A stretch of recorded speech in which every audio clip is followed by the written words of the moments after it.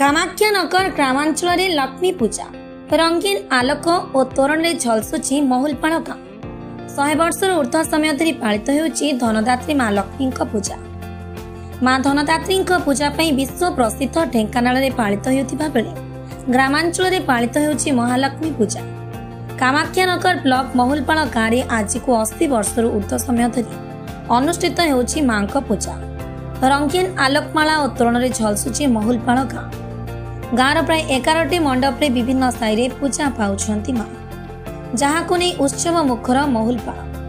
कामाख्यानगर अंचल बहु पुरातन लक्ष्मी पूजा महुलपाड़ प्रसिद्ध लाभ करिथिबा बेले माँ आपाहन पूरा गाँ एवं चलचंचल।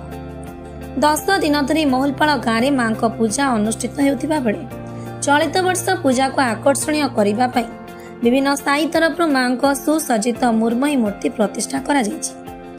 10 दिन व्यापी हेबाकु थिबा एही पूजा देखिबाकु आखपाखरे थिबा विभिन्न अंचलरू बहु श्रद्धालुओं भिड़ देखिबाकु मिलिथिबा बेले विभिन्न प्रकार सांस्कृतिक कार्यक्रम नाच गीत मेलोडी इत्यादि कार्यक्रम मध्य अनुष्ठित हेउछि। भाईचारा सह दीर्घ 80 वर्ष ऊर्ध्व समय धरी महुलपाड़ गाँव विभिन्न साई रे माँ पूजा महासमारोह रे पालन करा जाउछि। वर्षकरे थरे माँ आपाहन महुलपाड़ गाँ चलचंचल होई उठिबा बेले माँ पूजा को नहीं बेस खुशी प्रकाश करिसेंती ग्रामवासी। ढेंकानाल स्वतंत्र प्रतिनिधि अक्षय कुमार नंदन रिपोर्ट, ढेंकानाल न्यूज ओडिशा। मो ना अर्चना मिश्र।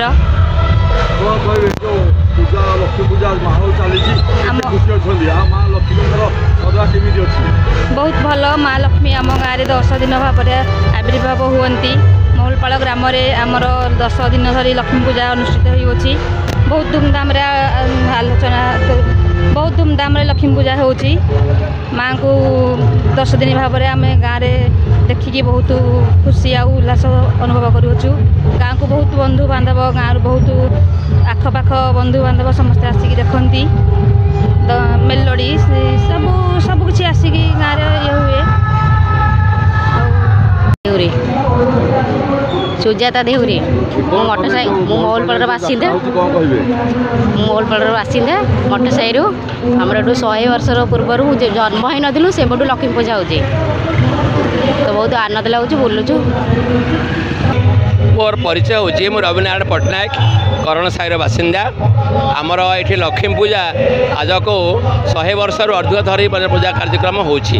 प्रथम तो भाव में करण साई पूजा अनुष्ठान कार्यक्रम आरंभ होता क्रमागत भाव में बढ़ी बढ़ी 10टी मंडप पूजा कार्यक्रम चली अद्य पूजा कार्यक्रम गुड़िक अति आनंद उल्लास मध्य समस्ते पालन करुँच।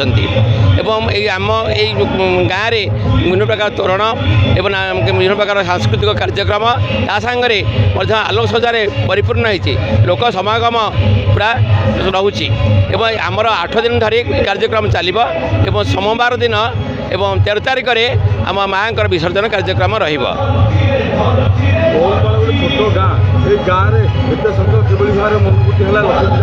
प्रथम तो भाव में करण साई लक्ष्मी पूजा होता आस्ते आस्ते बढ़ी बढ़ी बर्तमान लोक उत्साह उद्दीपना प्रभुंर आशीर्वाद रोचे मंगल लोक मंगल होची। उत्साह उद्दीपना नहीं समस्ते लगी पड़े माँ पूजा कार्यक्रम करने समस्ते आज आनंद सहकार कर आनंद उल्लास मध्य करी समस्त लोक मंगल होची। तो लक्ष्मी पूजा तो आम गाँव में पाखापाखि 100 वर्ष उपर हो गला। प्रथम तो गोटे मठ होता करण साई आरंभ होता सब बर्तमान गाँ सारा मेढ़ समस्ते शांति श्रृंखला सहित करुँच माने निज निज पर गुड रिलेसन भी रोचे माने सुसंपर्क आउ गंडगोल फंडगोल किसी ना समस्ते सब साई वाला सब साई की साहाय्य भी करुँच।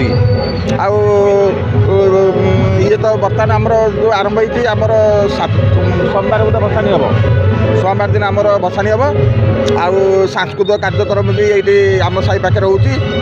आउ गला काली भी आम बाउंस खंड से सांस्कृतिक कार्यक्रम होता आउ आसंता काली काकुड़िया जो आम बाउंस काकुड़िया भी काली नाच फाच हम आउ गाँव समस्त साहाय्य सहयोग सुरुखुरे पूजाटी चली आमर किसी विशृंखला ना କିଛି ନାହିଁ ସମସ୍ତେ ସମସ୍ତଙ୍କ ଉପରେ ନିର୍ଭରଶୀଳ ଆଉ ସମସ୍ତେ ସମସ୍ତେ ସାହାଯ୍ୟ କରନ୍ତି ଆଉ ପ୍ରସେସନ୍ ହେବ ପ୍ରସେସନ୍ ବି କିଛି ଗଣ୍ଡଗୋଳ ଫଣ୍ଡଗୋଳ କିଛି ଆମର ହୁଏନି ପୁରା ସବୁ ଶାନ୍ତି ଶୃଙ୍ଖଳାରେ ଚାଲେ ଆଉ ମୁଁ ଆଶା କରୁଛି ଏମିତି ସବୁଦିନ ପାଇଁ ଆମ ଗାଁରେ ପୂଜା ଚାଲି ରହିବ ଆଶା କରୁଛି କାରଣ ଯେହେତୁ ସମସ୍ତଙ୍କର ଗୋଟେ ମନୋଭାବ ଅଛି ଆଉ ଠାକୁରଙ୍କ ପ୍ରତି ଗୋଟେ ଭକ୍ତିଭାବ ଅଛି ସେଇଥିପାଇଁ ମୁଁ ଭାବୁଛି ସାରା ଜୀବନ ଗୋଟେ ମହୁଲପାଳରେ ଲକ୍ଷ୍ମୀ ପୂଜା ଚାଲି ରହିବ ପ୍ରତିବର୍ଷ। ମୋ ନାଁ ସର୍ବେଶ୍ୱର ଦାସ ମହୁଲପାଳ କରଣ ସାହି। କେତେ ବର୍ଷ ହେଲା ଲକ୍ଷ୍ମୀ ପୂଜା ଆରମ୍ଭ ହେଲାଣି? ଆମର ଏ ପାଖାପାଖି 90 ବର୍ଷ ହେଲା କି 100 ବର୍ଷ ପାଖାପାଖି ହେଇଗଲାଣି। ଆମେ ସଠିକ୍ ଟାଇମ୍ଟା କହିପାରୁନୁ।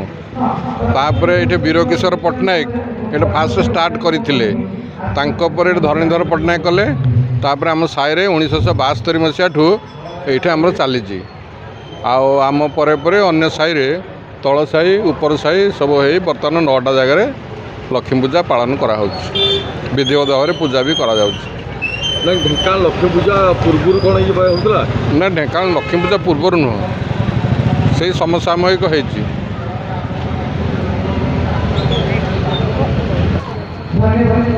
ଏଠି ଲକ୍ଷ୍ମୀ ପୂଜା କରିବା ପାଇଁ କିଭଳି ଭାବରେ ମନୋବୃତ୍ତି ଆସିଲା ଏବଂ କ'ଣ ଚିନ୍ତାଧାରା କେମିତି ଆରମ୍ଭ ହେଲା?